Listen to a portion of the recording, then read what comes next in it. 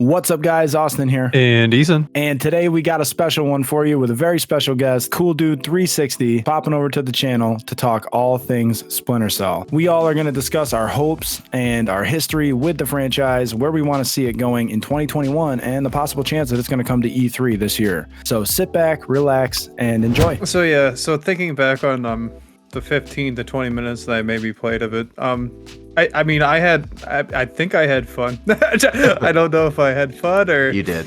Trust me. Yeah, totally. You know, I'm a fan of stealth games now that I play more because I played Metal Gear Solid and everything. Yeah. But I guess if I were to want something from a new one, I'd say bring it in a way that kind of like the way that you said, the way that they did it with the first one. The way it used to be. Their whole motto was it's stealth. It's like a stealth game, but redefined. Stealth action redefined, yeah.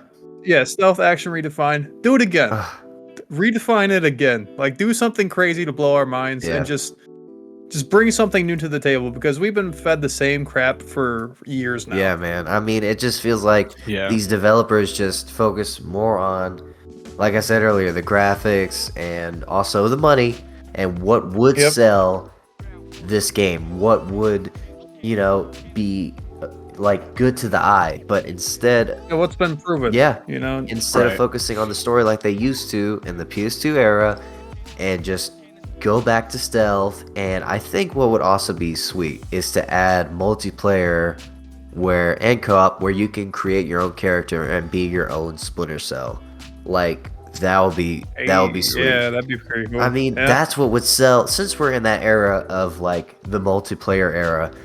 That's what would sell the game. If there were new people, and especially younger kids, that would be like, oh man, this is spies. I mean, these guys are spies, basically.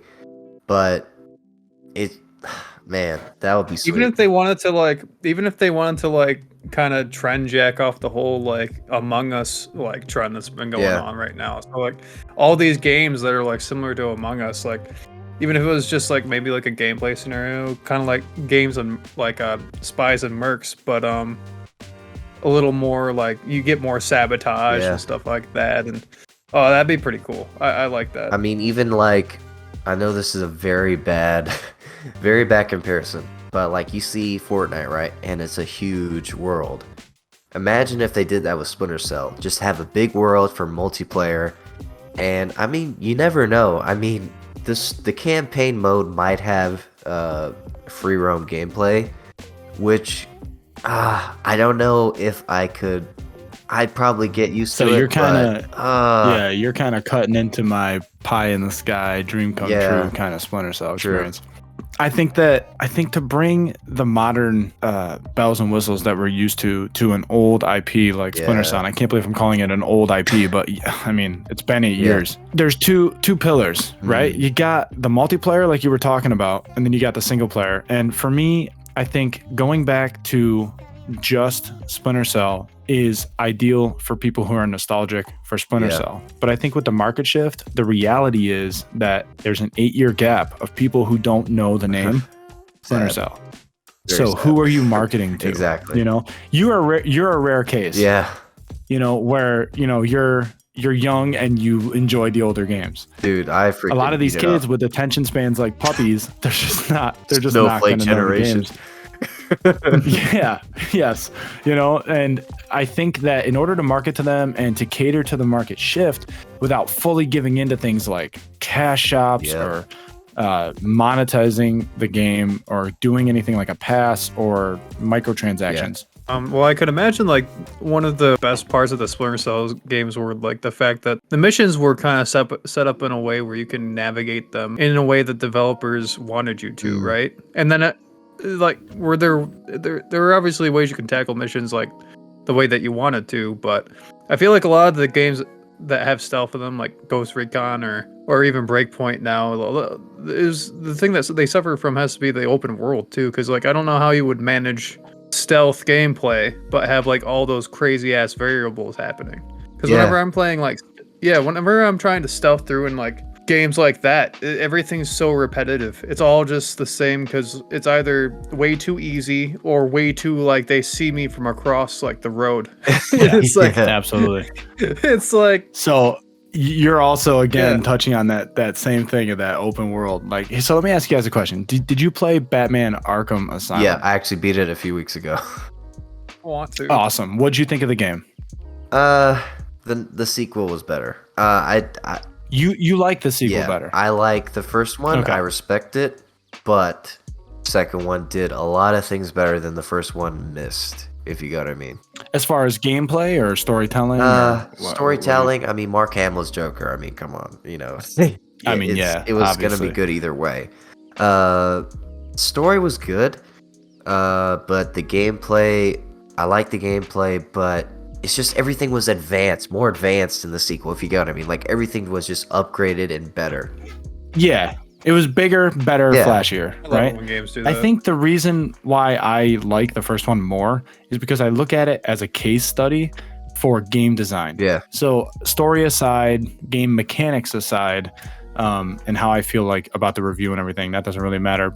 The point I'm trying to make is I think in order to make Splinter Cell fresh, they are gonna want to implement an open world. Yeah. But how do you not fall into that bucket, like Ethan just said, where you have this monotonous, samey feel across the board just with a different biome? Because most open world games, you know, Ethan, you nailed it on the head. They suffer from this, you know, they suffer from this scope problem. And I think Asylum nails it, you know, it's just compact enough and so different in every area you go to. I mean, what they could do is basically do what they did in Arkham Asylum, and that is make it free roam, but to a certain extent, if you go to me. Right, it's like a confined free roam. It's cool. Almost like an ODST where you roam around, but then once you get to the story missions, they're their own thing. Yeah, but even ODST felt empty, you know, whereas Arkham Asylum, it felt tight. It was full. It's like Dark Souls. It's interwoven perfectly together. Right. So you have a dense open world along with your tight knit like mission structures. Exactly. So you have these spaces where you can perform these incredible stealth feats. That is what Splinter Cell needs. Yes, it needs that kind of revitalization. Yeah. And then my biggest dream, and this is far-fetched, but I think it's very plausible. I want to see the guys behind Rainbow Six Siege tackle the multiplayer and bring back Spies vs. Mercs in a big way. What would really make the new Splinter Cell game a great game is if they just go back to the stealth aspect with stealth action redefined. That was one of the first things they said in the first Splinter Cell game, and that was 2002 when it came out, and it was like playing, even now I remember, it was definitely different than from anything else I've ever played at that time, and even to this day actually. It's like, it was just different. What they need to do for this one is go back, I mean, keep some of definitely keep like the action aspect of it, but go more stealth instead of more action adventure, if you get what I mean, you know? And back to their roots. And they need to keep the look of the current Sam Fisher of, you know, how he looks now in Ghost Recon Breakpoint. I think that is definitely more realistic. And of course, have Michael Ironside, you know, be in the game again. I mean, if this dude doesn't, I don't know. I'd be speechless. I don't know what I'd do. You know, that makes me wonder, like, is there any bad blood between that guy and like the developer studios that made the game so far? Because like that could explain why we haven't seen a game yet in forever. Well, what happened was, we know they're not afraid to recast. Oh no. Right, but didn't you say that wasn't a really good performing one because of that? And so what happened was, I'm sorry to cut you off, but what happened was in Blacklist, he didn't voice the character because of health issues, and he actually had cancer, and Ubisoft, and he wasn't, like, he had, like, it was very close to him dying, and Jesus Christ. Yeah, and he came back, and he said, I've always been Splinter Cell. That's it. He actually helped the guy on Blacklist, like, and I heard about that. I heard they gave him pro tips. And before, when they sent him the script, he also was like, you guys totally changed up the character, or I'm paraphrasing here, but he said something about the character development and it's not organically correct. And so he sat down with them and he's like, you know, this is what you should do. And it's only right. I mean, he's been voicing the guy for years. And so Yeah, there comes a point Yeah. in which you are like Steve Downes is Master Chief. Yeah, like right. you can't just put somebody in that role. And like they have Pablo Schreiber, I believe his name is, playing Master Chief in the new upcoming series that they're making, the Halo series. You see, I've never played the Halo series, only a little bit. I know. I'm sorry. That's heresy on this channel. Like, to be fair, I played a little bit of one of the Halo games when I was younger, and so you're in the same boat Ethan is with Splinter Cell. yeah. Okay. We may have to change that on a stream or something. Dude, day, I need to cop the game sometime and just go at it. Start from the bottom, work my way up. Absolutely. Time of your life, I promise you. I don't doubt it. But yeah, to go back to what you were saying about what Splinter Cell needs, I think that when it comes to, you said it, it's right on the box, right? Stealth action redefined. Capturing that quality and bringing a redefined experience when it comes to stealth action gameplay, but making it more modernized, like using let's say, Unreal 5 just showcased what they could do with that engine, right? We know what the future of gaming is going to look like for the next 5 to 10 years, especially for these developers and the tools they're going to have. But then you look at games like Breath of the Wild, breaking genres, games that redefine what we thought we knew, and they bring something new and just completely blow our minds. Yeah. I think that there's absolutely a way that you can take everything that Splinter Cell was, but apply it to what we know about games now and the technology that we have to just deliver an incredible experience. Yeah. The most experience I have with Splinter Cell is the green box. Were they all green boxes, or did they certain ones only have green cover on the front? I mean, either way, there's a little bit of green in each. This one had the kinetic. most green.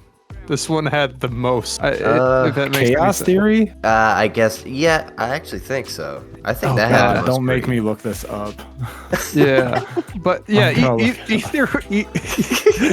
either way, that I played like the first mission and I couldn't figure out how to get past. Maybe Chaos Theory. It's got to be Chaos Theory. Yeah. That was the first one I ever played was Chaos Theory, and that hooked me onto gaming in general. And just Chaos Theory is just that game set the stage for everything. It was definitely awesome.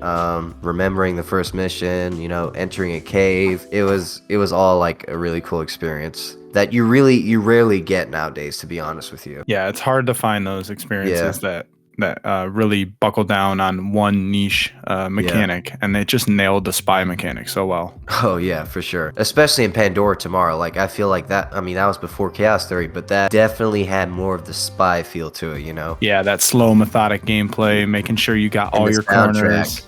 That soundtrack, Oh, dude. yeah. It was popping. It was awesome. You see, I think the whole reason why I never got into the games when I was younger, though, was because I never quite understood the whole stealth mechanic. Yeah. I was always used to just playing like Halo or something like that, where you just run and gun all the time. So yeah, you were I would in just their face. Yeah, so I would just fail every mission, just like oh, you gotta be stealthy. It's like, no, I don't want to. There's something so satisfying about walking into a hallway, seeing at first glance, there's no way out, but then you shoot out the camera, you knock another dude out, drag his body out of the way just in time to take out the last dude. And there's something so satisfying when you clear that area. Really? You feel like you've actually completed the mission as if you were in the mission in real life. You know what I mean? Yeah, you feel like a badass spy. Exactly. It was such an awesome feeling. I still get that feeling sometimes. But only in Splinter Cell. That's the weird thing. It's like a lot of new games nowadays just lost their touch, Yeah, Wildlands tried it, and I'd had the problem where I got most of my enjoyment from Wildlands by trying to play clearing the outposts I was Sam Fisher from Splinter Cell, so I would do everything quiet and stealthy, and it always ended up in a blowout. So I never had that satisfying end.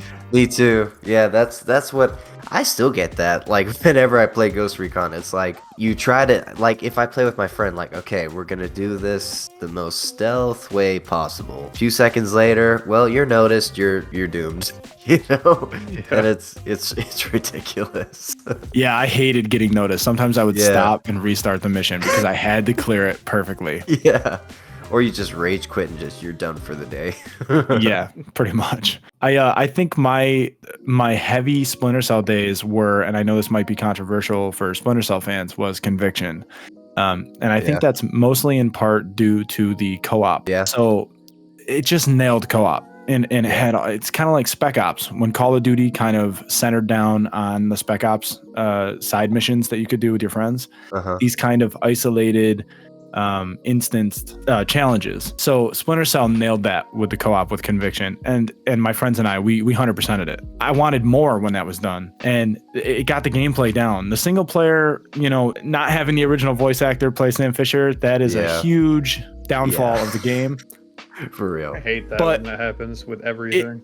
Yeah. Oh God, I wish I would. Yeah. The thing that happened in Blacklist was the voice actor and the character, the way they changed Sam Fisher. It's like, what? What is this? This dude should be playing in Call of Duty, not Splinter Cell.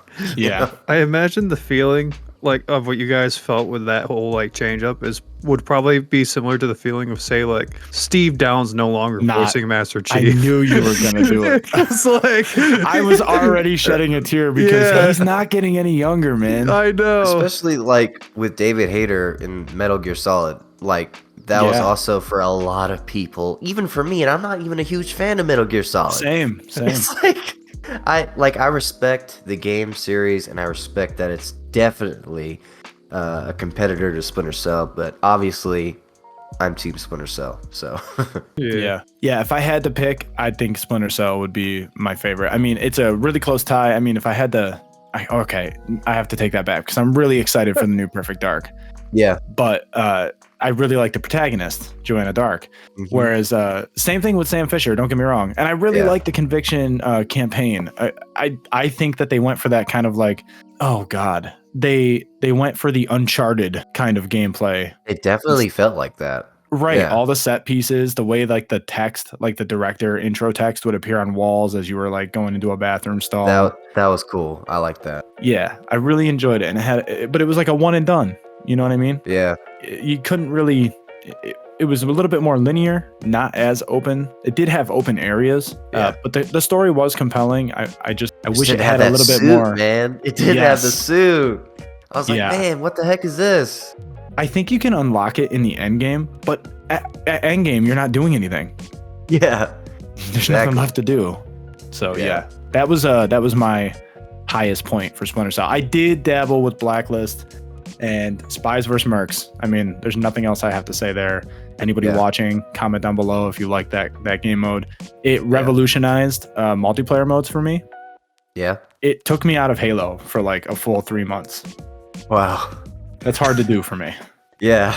Yeah. You see, I never got the opportunity to play any co-op or multiplayer games or missions in the Splinter Cell games because I was literally focused on the story mode all the time. I dabbled in Spies vs. Mercs without having any other player, and I thought that was cool. And I don't even know. How did that work? I thought Were the there suit bots? was cool, and I ran around without doing anything. Yeah. You gotta remember, I was 10 when I did that. I was like... True. Yeah. That would be cool if you could generate bots, though, because if you ended up being a merc and you were getting hunted by the spy, that would be a really thrilling experience. Back even to single Conviction, player.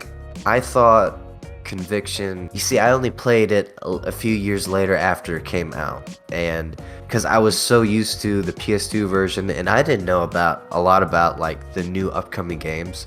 So I saw Splinter Cell Conviction. I remember seeing the cover art for it, and I was like, this doesn't seem like a Splinter Cell game. And I played it, I beat it, and it's hard to say. It's they transitioned from Chaos Theory and Double Agent to run and gun, parkour, shoot them and kill them straight up. And what I didn't like about it, obviously, was, the outfit and stuff like that and the cool gear. They definitely removed the stealth aspect and the soul of the franchise, right? It was just missing that heart that made the original trilogy feel so good and feel so tight knit. They bob and weaved in and out. They tried new things, but it all collectively felt like Splinter Cell. And ultimately, I think that was the biggest issue with Conviction. and Blacklist was that they stripped the identity from it. And I think if I had to compare it to anything, I think it would be most analogous to something like Mass Effect Andromeda, where I think the biggest problem with Mass Effect Andromeda, and I don't know if you played this game, forgive me, is that it's called Mass Effect. I think if it were just called Andromeda and they dropped the Mass Effect license, none of those characters, nothing that tied it to that franchise, I think it would be a great game. For sure. Same thing with Conviction. If it was called Mission Impossible, because it pretty much is, it would be a great game. But you tied Splinter Cell to it. So I think Splinter Cell, I mean, it used to have a promise tied to it, right? You knew what you were getting yourself into. Oh, yeah. They just threw depressing. you a big curveball. I mean, like, just like I said, switching from the stealth aspect to Conviction and then Blacklist, and it's like, you're thinking about all those games, it's like, are they going to learn from their mistakes? If you get what I mean, like with the new Splinter Cell game, if that ever releases sooner or later, you know what I mean? It's like, are they going to learn from those mistakes and go back to Chaos Theory and Pandora tomorrow, you know?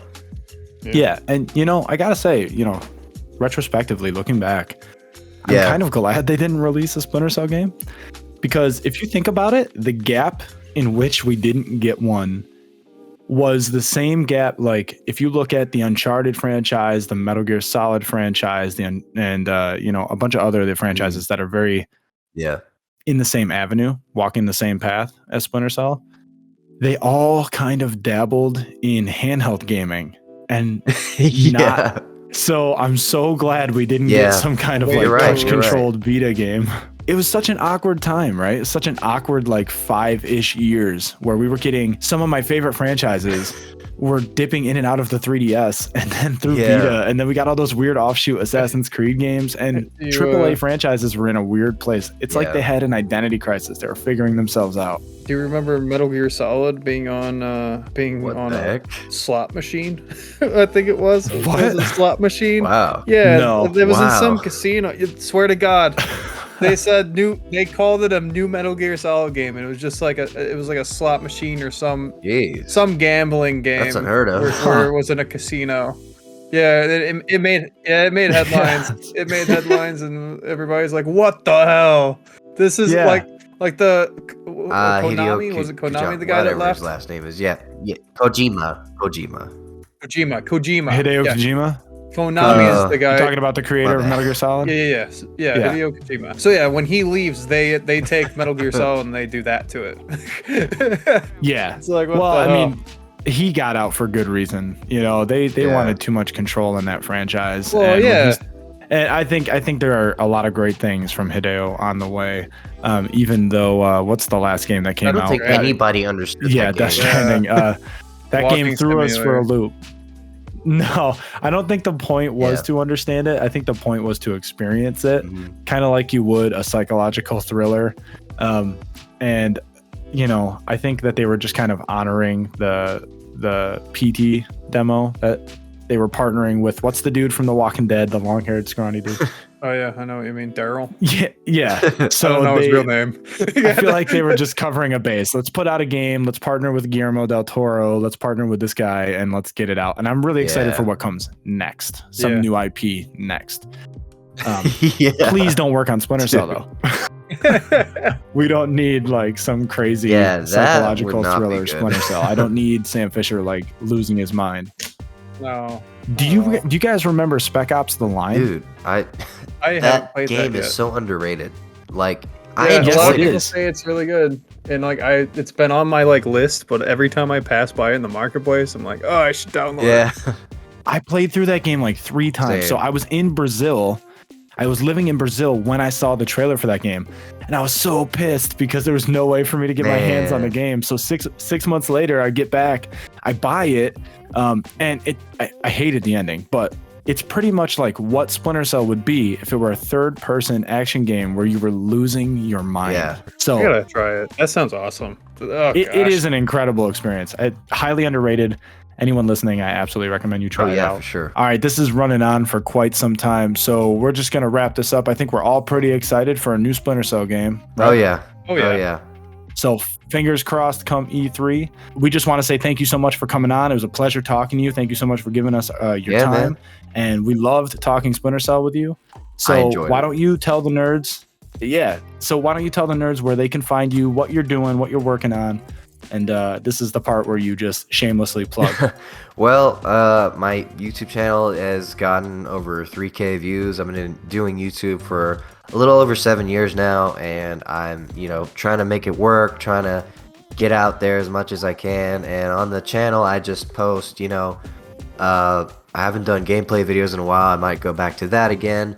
I do sit-down videos sometimes, vlogs. It's kind of like a whatever channel, but recently I released a Batman Machinima using GTA 5, and that's been doing pretty well. And masterfully thank you, I appreciate that. Yeah, everybody should go check this out. I watched it and it was incredible, and I was smiling. There were a lot of moments that I caught myself smiling. It was definitely definitely took a lot of time, but it was worth it. And the sequel is in the works. That's what I am working on, is the new script, and it's gonna be good. It's definitely gonna have a lot of good videos coming to the channel. So yeah, guys, definitely check out my channel and definitely subscribe to this channel, because I see a bright future for this channel. It's gonna be great.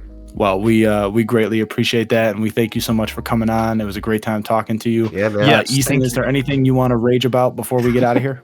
It's just gonna make a good game. Yes. We're gonna end right on that. Hey, you made it to the end of the video. Thank you so much for watching. If you guys enjoyed, please leave a like, comment down below, and subscribe. So until next time, take it easy, guys.